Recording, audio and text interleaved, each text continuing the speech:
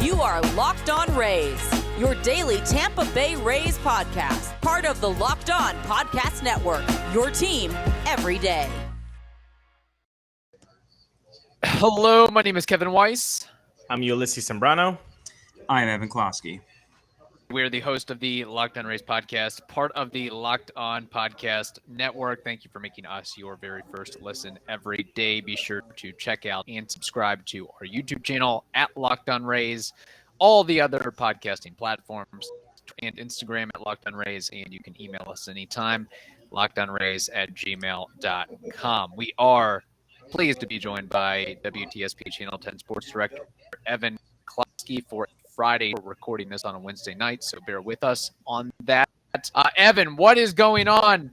The Rays are losing. They're losing games. They lose a series to the Houston Astros. It's a panic time, panic mode. No, it was going to happen anyway, and the Astros are a pretty darn good team. They're just a bugaboo team for the Rays, especially in Tropicana Field. That's now 4 shutouts in their past 6 games against the Astros inside Tropicana Field. And, we don't know what's happening on Thursday. I would imagine they better, but I would imagine they have scored a run against the Chicago White Sox. So that scoreless streak will end somewhere in the 20s, you would imagine. But entering Thursday, 19 innings without scoring a run. And the funny part is the White Sox entered the series having not scored a run in 24 straight innings. I want to tackle what's more surprising to you, Evan. The fact that this offense went completely cold for the last 2 games of that Astros series, or the fact that Josh Fleming shoved against the Houston Astros for 6 innings scoreless. Yeah, I think Fleming, outside of the Washington performance, has been pretty darn good. They send down Taj Bradley trying to stretch him out or whatever, and they're going to give Fleming and your boy Yanni a little bit more time. Obviously, it's going to get a little bit cluttered there with the return of Glass now, welcomed nonetheless. Taj will be back at some point, that's for sure. But, I think if Fleming can be a thing, that's, having a reliever, we'll call him that, since he's. I think we're over the days of starting him out of the gates. Having someone who can pitch bulk innings for this team is huge, considering that the bullpen is probably the weakest it's been in quite a long time. Yeah. You gave air quotes at Taj Bradley being demoted, sent down to AAA to be stretched out, work on his development as a player. Is that because you believe the main sole reason for that is service time manipulation, saving some shekels there? Yeah, I think they won't admit to that, but I think that has to play a part of it. I also think that genuinely they want to give their veterans runway to understand what they have there, to know if they need to move in a different direction later in the season with those individuals, right? Mm-hmm. So you have the options. It's easy peasy with Taj. Honestly, you tell them to go down there and focus on this or that and give him a couple of things to work on. Don't worry about what the stat lines are going to say. I guarantee you he's going to be bored down there. I guarantee you he's going to be working on 1 or 2 things, so it's not going to be his full repertoire. But with how he's performed, it's tough to really argue against the fact that he should be pitching every 5th day. And if they want to get him on the right schedule, okay, then I expect to see him when he's immediately eligible then, so that they can let him lined up. Yeah, I'll tell you one thing. He's not. He's definitely not quite yet in the ballpark or caliber of Hunter Brown. Did I call it, or did I call it? How good Hunter Brown is. Future ace. Future Cy Young Award winner. Future Rookie of the Year.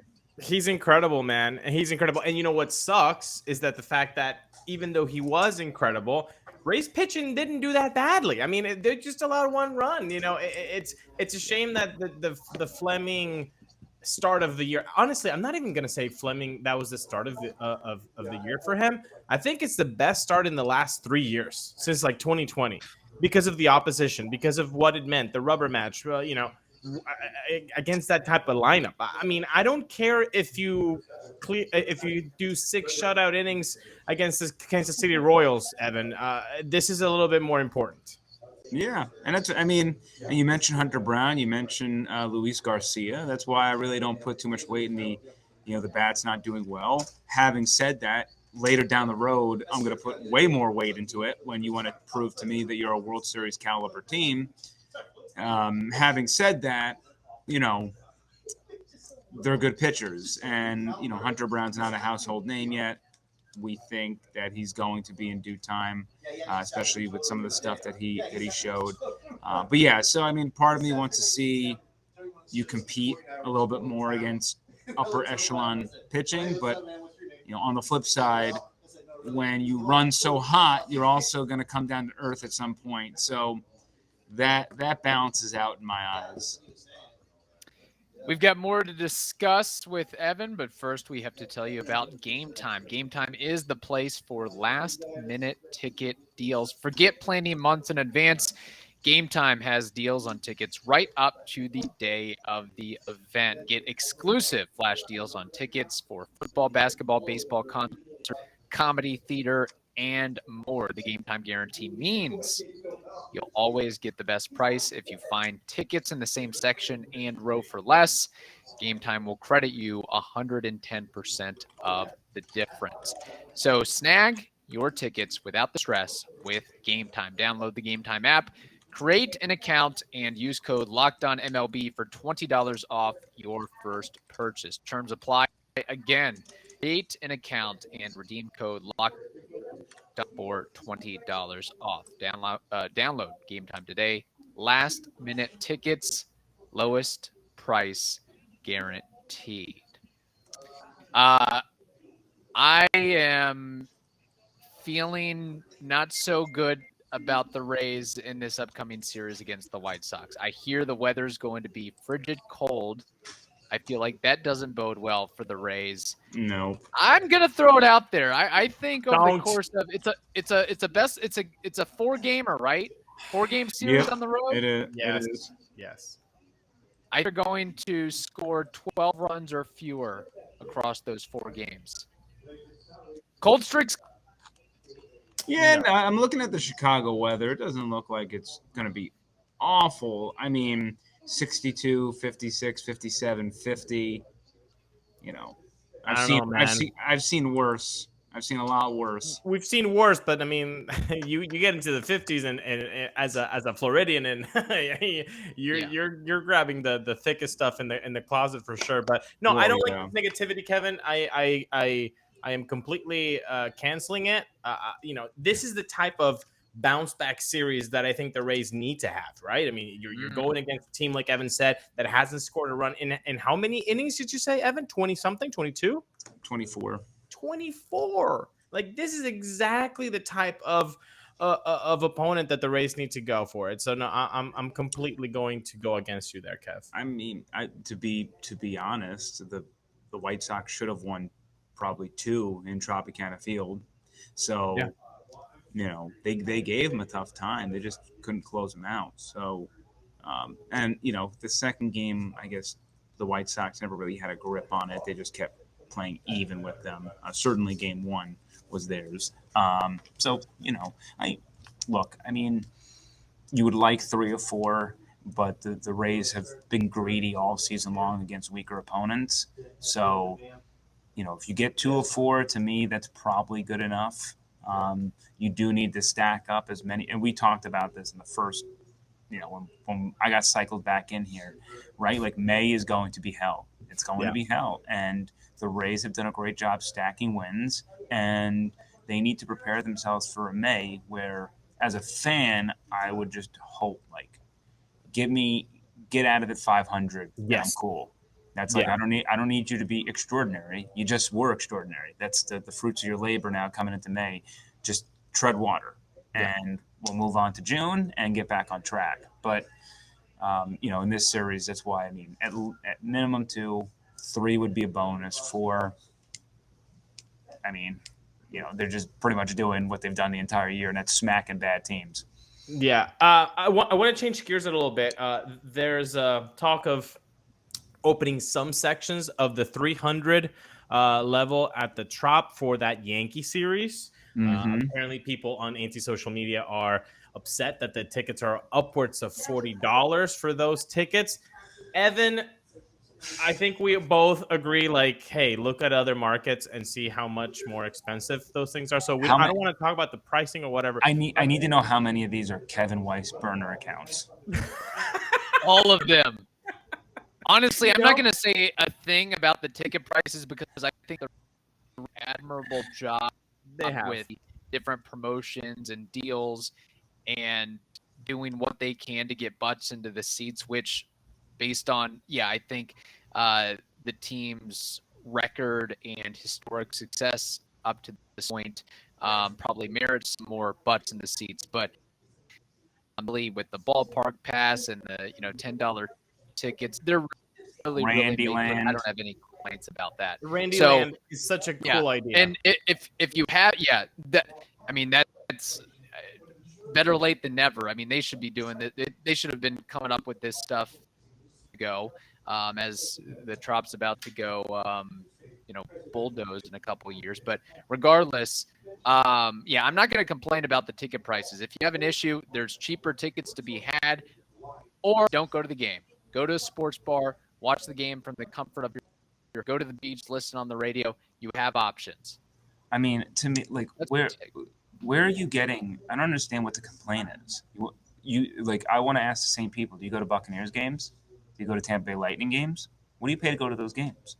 It's not anywhere near $39, $49. Like, stop. The problem is people view the Trop and are like, oh, the Trop, nobody shows up. Well, guess what? People are showing up. It's called supply and demand. People want to see the Yankees Rays series. A lot of Yankee fans are in town. We know this. We've seen it all the time before. You're competing with the Rays hot streak and the Yankees, which always draw well, and you're getting an influx of demand. And the fact is, they're not gouging out prices because guess what? They can still go $59, $69 on those tickets, and I guarantee you they'd still sell. Probably the Yankee fans, but they'd sell. And they're, so really, I can't stand that stuff because there's so many things that you can get on Stu for and what they've done in the past and whatever. But when you complain about $39, $49 tickets, it's just you being like ungrateful of like supporting the team and what they have to do with finally having an influx of fans in it. Isn't that what you want? Don't you want like to be competing for tickets? Because that means butts are in the seats. Like if you don't want to go to that game where it's going to be like Saturday and Sunday are probably going to be sold out. Tell me how many games you can go to a sold out Trop for $39, $49, because the only time you're going to do it is probably in the ALCS and the World Series, not even the ALDS. So to do that at that price point, to me, is a win. And guess what? If you don't want to do that, then call out sick on a Monday, Tuesday, or Wednesday, head over to the Trop and go watch the Pittsburgh Pirates play there. That series is going to be empty. Nobody's going to be there for that. It's going to be 8,000 to 9,000 fans at least Monday, Tuesday, Wednesday, because everyone is going to be building up for that Yankee series that weekend, and everyone's already made plans to travel to St. Pete for that. So that's going to be barren. I'm sure that the fact that they opened the 300 level is because those 3 games were getting pretty close to being sold out. Saturday and Sunday were already sold out. Okay, there you go. And by the way, Fridays there's still a good chunk of tickets. Sunday there's like barely anything left. That's what I'm telling you. Like Saturday and Sunday, I think Saturday you can still sprinkle yourself across most of the 300s, but like Sunday for sure, like it could be like 35,000 inside the Trop for a regular season game. I mean, it's going to be a playoff type environment. So, look, if they were charging $39, $49 for me, they should not be doing that for a weekday series against the Pirates. I don't think they should be doing that for a weekday series, like period. To an extent. I mean, you can't be given like behind home plays $39, $49, but they should get creative into the seats that like in the prices that they do give out. At least on the corners, like I will say though, just playing devil's advocate here, $49 to go to one Yankee game. Isn't there a $49 a month ticket option that they have called the Ballpark Pass that you can just go to as many games as you want? So that does seem kind of odd that one game equals 12, 14 games that you could go in a month. That does seem kind of weird. But I mean, at the same point, it's one game that has a sold out crowd, and the Ballpark app has given you automatic admission into a hot ticket where you don't have to pay more money to sit down. Like you're not stuck in the 300s. I mean, you're in your standing room only seats, and not to mention regular people paying $49 for one ticket. You're spending $49 for essentially 12. So if you divide it up, your ticket's really only costing like $8. So you're really only spending $8. So it depends on how many games you go to, but like it's not, to me, that's still you gaming the system. And something to add to that, the people that are buying games for this series, the people that are buying the Ballpark Pass, the unlimited games for $49 a month, whatever it is, those are Rays fans. Those are diehards. Those are people that follow the franchise. The people that are going after this Yankees-Rays series, they're A, bandwagoning, two, or B, they're Yankees fans. You know what? I want to hear people in the comment section. Does $49 for a 300 level seat is okay or not okay for you, and why? Like, drop it in the comments. I want to hear that. Why? Hey, all I want from the Rays, there's going to be a point where they can social credit score this thing. Quite frankly, they should be doing it right now. If you're at the Trop and you're wearing a Yankees hat, Yankees jersey, Yankees watch, Yankees cell phone cover, you should be charged twice as much for a beer and a hot dog and whatever. You should be charged for the water out of the water fountain. You know what? I am such an OG around 05 to like 07 at the Trop. You know, the Toby Hall era, the Julio Lugo, the Jorge Cantu.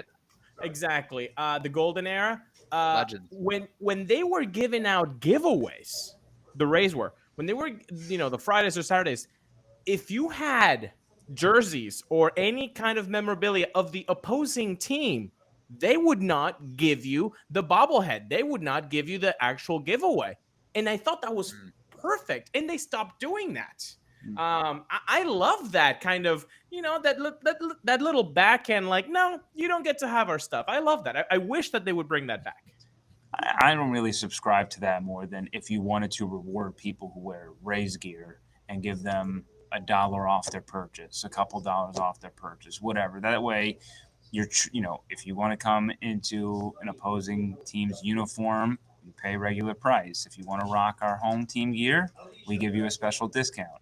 And or you can give a ticket, a little $5 off ticket or something on a beer walking in. So I like that. The carrot over the stick approach. That's smart. Yeah, I just think that ultimately, if you're going to offer things to fans, you have to offer things to fans, whether you like them or you don't. That's part of sports. But you got to have mutual respect. But you can reward your fans over other fans. So that's the incentive. So you can do something like that, in my opinion. Okay. Yep. All right. Fair enough. Evan, we know you have to hop off. Thank you very much. And let me just say one thing, because this has been a common question that I've seen on social media. Why people want the 300 section just open all the time. Okay. First and foremost, while the attendance has been better this year, it's progress. Let's not make them out to be the LA Dodgers here, okay?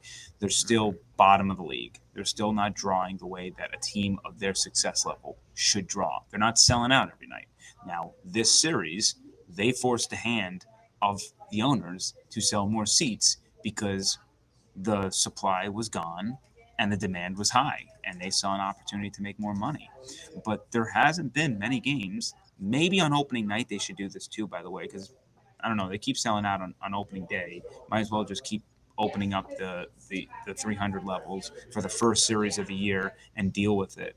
But until Rays fans prove that they're pushing 20-something thousand a night consistently, at least Friday, Saturday, Sunday, and certainly have to be better during the weekdays, it doesn't make much sense for ownership to pay money for staff. Think about the vendors, the people who have to sweep up there, the food. I mean, like, there's a lot of ancillary costs that add up by opening up the 300 level, which is why they shut it down, because you don't have to pay as many people to handle your stadium, because you're pretty much restricting an area. So a lot of times I'm seeing, like, just do it, and it's like, why? Because if there are seats open, which there still have been, then they're going to do it. But I understand the counter argument of the seats that are usually open are the $100-something seats that all the $10, $29, $39 seats are all taken up, and then you get screwed because you either have to overpay for a ticket versus spending the $39 going to the 300s, and maybe there would be more spillover up there. So I understand that, but from a business perspective, it's on really the fans to prove that they're going to consistently come out and push ownership to say, hey, we need more room. We need more room. There's tons of demand. And say what you want about ownership, they would love that problem. They would have loved to open up the 300 level consistently. Believe me, that is not anything to stick at the fans. They want you to stick it to them and show up. And so that's why this series, it sold out so early. I mean, 2 weeks early. They had to do something. I didn't think they were going to do it, but they did it, which is nice. And maybe they're setting a precedent that down the line we could see more of this if the demand is high enough. Yeah, it was surprising. It was a surprising move for sure. Yeah. Money by turning down the AC. That's keeping me away from the ballpark. You could hang meat in there sometimes. I got to bring 2 sweatshirts. Love that. Love the 72. No, Kevin's lying. Let's dial it up to 77 or 78. No. Until we get parking prices down for Kevin, he ain't showing up. Oh, I've got a lot of ideas for honestly a new ballpark. The parking thing has been such a big deal now in this podcast. Like, people are complaining on the comments, like, you guys took too much about the parking being expensive. I'm like, all right, I guess we need to stop talking about the parking. Right. Gosh, darn it. Kevin will walk 10,000 miles before he pays $20 for parking. Oh yeah, I'll ride my one wheel across the bridge. Yeah, do whatever I can to avoid that parking meter. Not a fan of that whatsoever. You shouldn't have to. Regardless, Evan, thank you. We appreciate it. Good luck on the Lightning. Good luck on the Bucks and their draft. I'm sure busy time for you, certainly. Yes, it is, and we'll see what happens. I could be full boat into Rays here very soon. Oh, all right. Well, let's hope not too soon. Yeah, not too soon. I hope not. I just it's looking bad. Understandable. All right, we'll let Evan hop off, and we'll continue this episode, Ulises. But first, we have to tell the audience about something very important. Yes, we do, man. And maybe you're thinking, look, I'm upset about why the Rays are not doing what we all kind of think that they should be doing, which is maybe keeping Tosh up there, and you're upset about that, and you're like, well, I would do it differently. Well, you know what? You can do that if you download Ultimate Pro Baseball GM right now. This is the coolest game that you can play if you're a baseball fan. Why? Well, because if you fantasize about what the Rays should do, well, then you need to be a GM doing this game. You can do anything. Every strategic aspect of a franchise, you're in control of. You can hire the right coaches and staff. You can manage the team finances. You can scout and draft players, manage through difficult personalities and the injuries that go in it. It's very challenging and very realistic. So today, Locked On Race listeners, you get a 100% free boost to your franchise when using the promo code Locked On. LOCKEDON in the game store. So make sure to check that out. To download the game, just visit probaseballgm.com, scan the code, or guess what? You've heard me say this 1,000 times. You know how to use a phone. Look it up in your app store. Super, super simple. So, Ultimate Baseball GM, start your dynasty today.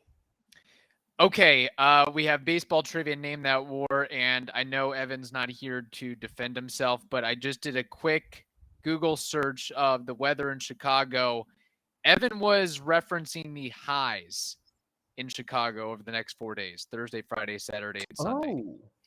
The lows are 46, 45, 41, and 39.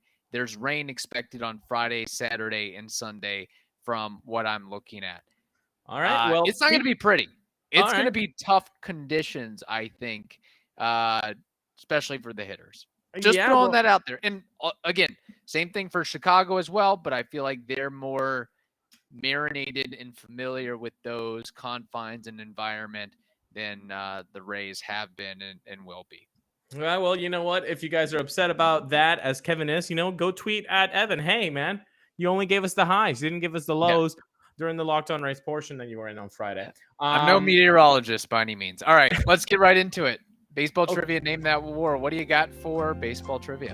Baseball trivia. We are looking today at the active pitcher list of best whip, walks, and hits per innings pitched. Okay, so I have the list of the top 15 guys that are active currently, and of those 15, I need you to tell me, let's say 7. Can you name 7 of the 15?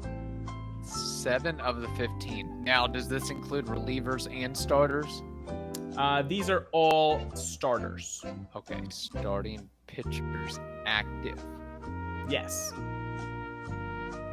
Follow-up question. Is there a minimum threshold here, or could a guy have made 4 starts and he's on the leaderboard, like Hunter Brown, for example? No. I mean, these guys are all established major leaguers that even if you're they're big guys. So I'm sure that Baseball Reference has something built into where they've had to cross some sort of marker. Yeah, I can tell you that all of these guys have at least 1,000 innings. Okay. Under their belt. At least 1,000 innings. That's fair. All right. Justin Verlander. Justin Verlander is correct at number 8 with 1.117. Garrett Cole. Garrett Cole is correct at number 5 with 1.09.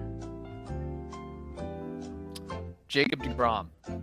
He is number 1, of course, at 0.994. He's so good. That's stupid. He really is. I'm going to go a little off the wall here. Zach Wheeler. Strike 1. I don't even know if he's gotten to 1,000 innings. Okay, well, I missed it. Who am I missing? Verlander, Cole, deGrom. I'm thinking of big contract, big money guys. I'd include Steven Strasburg, but I'm not going to include him. Oh, man. There's got to be more. There's got to be. Why am I brain fogging right now? Let me just go through. Okay.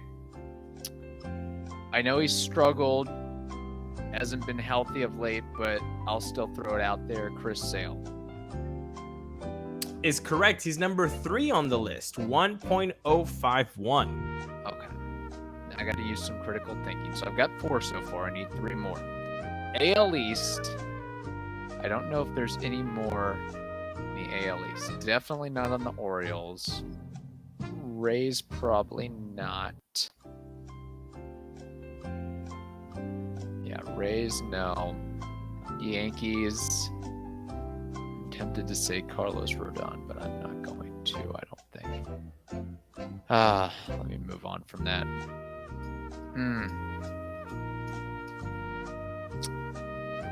Who am I missing? Question. Have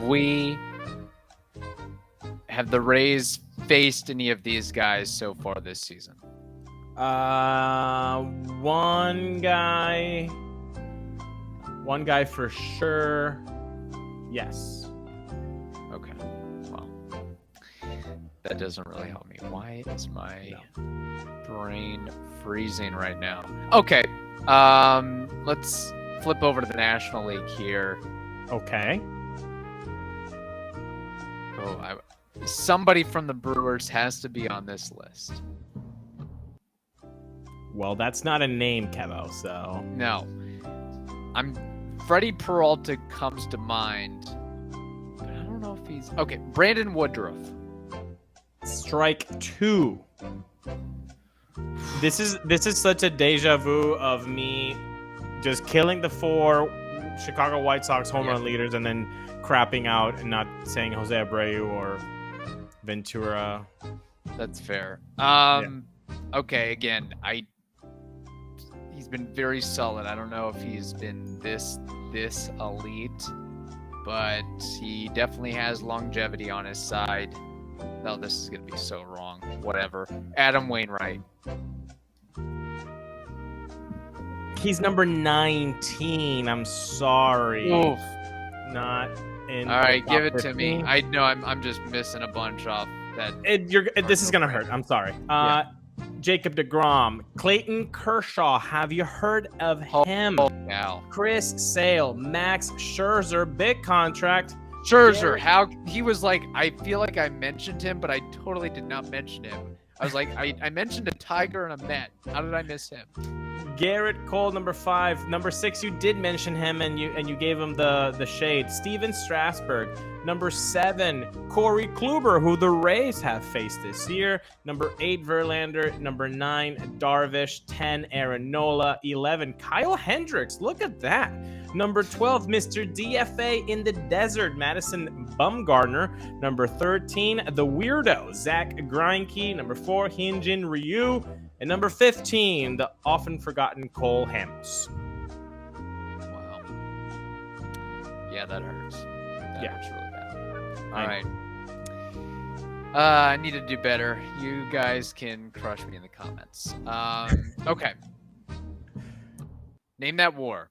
Okay. This guy played for the Chicago White Sox, and he also played for the Rays' opponent after the White Sox, the Pittsburgh Pirates.